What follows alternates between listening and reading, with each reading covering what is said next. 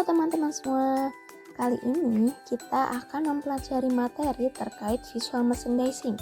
Akan tetapi pada kesempatan kali ini kita lebih mengacu ke jenis-jenis penataan produk.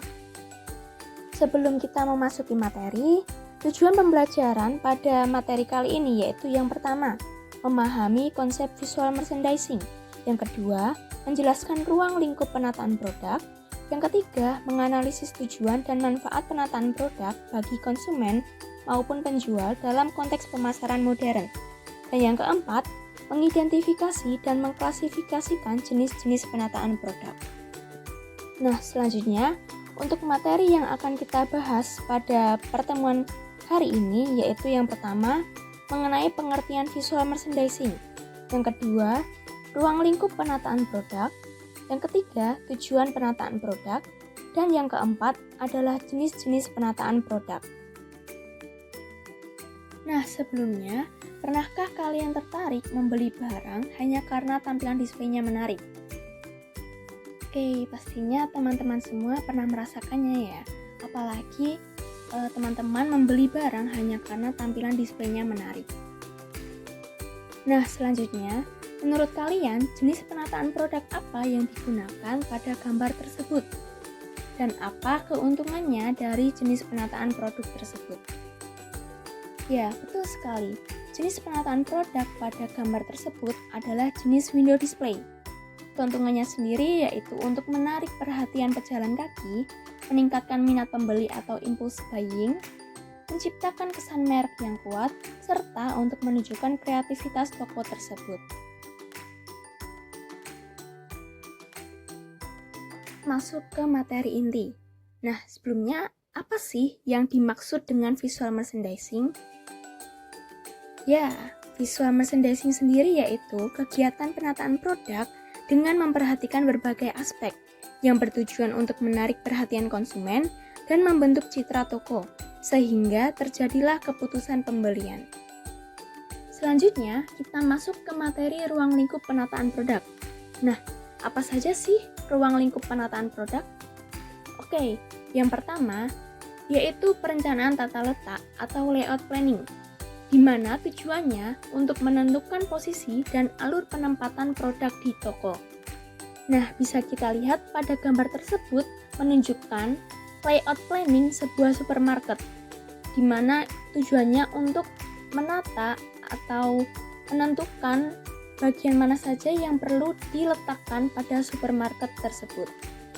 Yang kedua, penataan produk atau product display, yaitu tujuannya untuk menentukan cara menata produk di etalase, rak, meja, atau area promosi. Nah, bisa dilihat pada gambar tersebut menunjukkan sebuah contoh produk display di suatu supermarket. Yang ketiga adalah desain interior dan eksterior toko, yaitu mencakup penataan ruang dalam dan luar toko, seperti pencahayaan, warna dinding, dekorasi, dan signage untuk menarik perhatian dari luar. Oke, bisa dilihat pada gambar tersebut menunjukkan desain interior dan eksterior sebuah mall atau supermarket, di mana desain tersebut bertujuan untuk menarik konsumen agar datang masuk ke dalam toko tersebut. Yang keempat adalah pemilihan media dan alat display, di mana penggunaan rak, gantungan, mannequin, backdrop, dan media promosi lain yang mendukung tampilan produk. Persis seperti pada contoh gambar tersebut. Di situ pada gambar tertera ada mannequin, gantungan, rak, maupun alat-alat lainnya yang mendukung penataan produk tersebut. Yang kelima, penciptaan suasana belanja atau store atmosphere, di mana tujuannya itu untuk mengatur musik, aroma, warna, dan pencahayaan yang sesuai dengan karakter toko agar pengalaman berbelanja konsumen menjadi berkesan. Oke, bisa dilihat pada gambar tersebut menunjukkan store atmosphere sebuah mall di suatu negara. Dan yang terakhir adalah promosi visual atau visual promotion, yaitu penggunaan media visual seperti poster, banner, dan video untuk memperkuat pesan penjualan dan menarik perhatian pelanggan. Oke, contohnya bisa kalian lihat di sepanjang jalan itu terdapat baliho-baliho atau banner-banner tentang promosi produk. Nah, bisa dilihat juga pada gambar tersebut itu adalah contoh dari visual promotion. Setelah kita membahas tentang ruang lingkup penataan produk, tentunya penataan produk juga memiliki tujuan dan manfaat tersendiri. Nah, untuk tujuan penataan produk, yang pertama yaitu menarik perhatian pelanggan. Yang kedua, memperkuat citra dan identitas merek. Yang ketiga, mendorong penjualan spontan atau impulse buying. Yang keempat, mempermudah pelanggan menemukan produk. Dan yang kelima, meningkatkan pengalaman berbelanja yang menyenangkan. Adapun manfaat dari penataan produk. Manfaat utama dari penataan produk yaitu yang pertama, menarik minat konsumen, di mana tampilan yang menarik secara visual langsung menarik perhatian dan membangkitkan keinginan konsumen untuk membeli. Yang kedua, meningkatkan penjualan, di mana penataan strategis termasuk penempatan produk terkait cross-selling, mendorong pembelian impuls dan pembelian tambahan. Yang ketiga, menciptakan pengalaman belanja. Artinya, toko yang rapi dan terorganisir memberikan kenyamanan, kepuasan, dan membuat pelanggan ingin berlama-lama dan kembali lagi. Yang keempat, memperkuat citra merek, yaitu penataan yang profesional mencerminkan standar kualitas tinggi dan identitas merek yang konsisten. Dan yang terakhir, memperkenalkan produk baru, di mana manfaat dari penataan produk sendiri yaitu membantu menonjolkan produk baru atau yang sedang dipromosikan.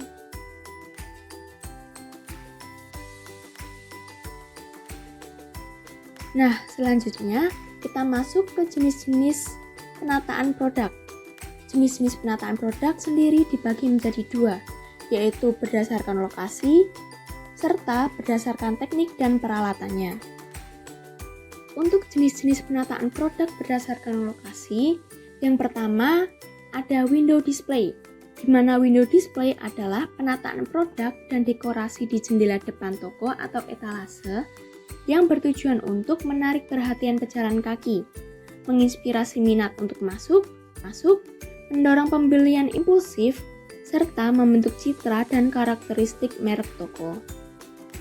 Untuk contohnya bisa kita lihat pada gambar tersebut, di mana terlihat beberapa manekin yang mengenakan pakaian dan disusun secara rapi di balik kaca toko, serta penambahan warna latar yang cerah dan dekorasi berbentuk lengkung berwarna kuning digunakan untuk menarik perhatian orang yang lewat. Selanjutnya terdapat interior display, di mana interior display adalah seni menata produk atau dekorasi di dalam sebuah ruangan, seperti toko atau rumah, untuk menarik minat pelanggan atau menciptakan suasana estetis dan teratur. Tujuan dari interior display sendiri yaitu mendorong minat atau interest, memunculkan keinginan atau desire, dan memicu tindakan pembelian atau action, serta memudahkan konsumen mencari barang. Bisa kita lihat pada gambar tersebut, terlihat produk tas yang disusun rapi dari rak dinding dengan jarak yang teratur. Penataan seperti ini membuat produk mudah dilihat, mudah dijangkau, dan terlihat lebih menarik oleh konsumen. Untuk jenis-jenis penataan produk berdasarkan lokasi yang terakhir, ada exterior display. Exterior display adalah memamerkan barang dagangan atau elemen promosi di luar area usaha toko atau tempat penjualan, seperti di depan toko, trotoar, atau area publik lainnya. Bisa kita lihat pada gambar tersebut, terlihat berbagai barang dagangan dan hiasan yang ditempatkan di depan toko agar mudah dilihat orang yang lewat. Bisa kita lihat pada gambar tersebut, terlihat berbagai barang dagangan dan hiasan yang ditempatkan di depan toko agar mudah dilihat oleh orang yang lewat. Penataan produk dibuat terbuka dan menarik supaya menarik perhatian pejalan kaki. Dengan melihat tampilan luar toko, calon pembeli bisa langsung mengetahui jenis barang yang dijual. Untuk jenis-jenis penataan produk yang kedua, yaitu berdasarkan teknik dan peralatan. Yang pertama adalah floor display, di mana pemajangan barang yang disusun langsung di lantai tanpa menggunakan rak, biasanya dalam tumpukan besar, misalnya minuman kemasan ataupun mie instan. Sehingga bisa kita lihat pada gambar tersebut, produk disusun rapi dari atas. Sehingga bisa kita lihat pada gambar tersebut, produk disusun rapi di atas lantai agar mudah dijangkau oleh pembeli dan dapat menampung banyak barang dalam satu area. Oleh karena itu, tujuan dari floor display adalah memaksimalkan ruang, memudahkan pengambilan barang, dan menarik perhatian pembeli pada produk tertentu. Yang kedua, vertical display, yaitu barang disusun tegak lurus ke atas pada rak gondola. Produk yang sama atau satu kategori disusun vertikal dari rak paling atas hingga paling bawah. Bisa kita lihat pada gambar tersebut, produk disusun dari bawah ke atas dengan rapi dan dikelompokkan berdasarkan jenis atau merek sehingga mudah dilihat oleh konsumen. Oleh karena itu, tujuan dari vertical display adalah menghemat ruang, membuat toko terlihat rapi, serta memudahkan pembeli mencari produk. Untuk yang ketiga adalah horizontal display, di mana barang disusun mendatar atau horizontal dari kiri ke kanan. Biasanya dilakukan berdasarkan ukuran, besar di kiri makin ke kanan makin kecil, atau berdasarkan harga dari murah di bawah dan mahal di atas. Nah, pada gambar dilihatkan produk disusun sejajar memanjang di rak, sehingga pembeli dapat melihat berbagai merek atau jenis produk dalam satu pandangan. Tujuan dari horizontal display adalah memudahkan pembeli membandingkan produk, membuat rak terlihat rapi, dan menampilkan banyak pilihan sekaligus. Yang keempat adalah facing display, di mana pemajangan produk yang tampak muka atau label produk menghadap ke depan dan disusun rapi sehingga terlihat penuh di rak. Bisa kita lihat pada contoh gambar tersebut, produk ditata rapi dengan posisi menghadap ke depan sehingga label, merek, dan harga terlihat jelas. Tujuannya adalah untuk menarik perhatian pembeli, memudahkan mengenali produk, dan membuat tampilan rak lebih menarik. Yang kelima adalah cut case display, di mana produk dipajang dengan menggunakan kotak atau karton kemasan yang besarnya hanya.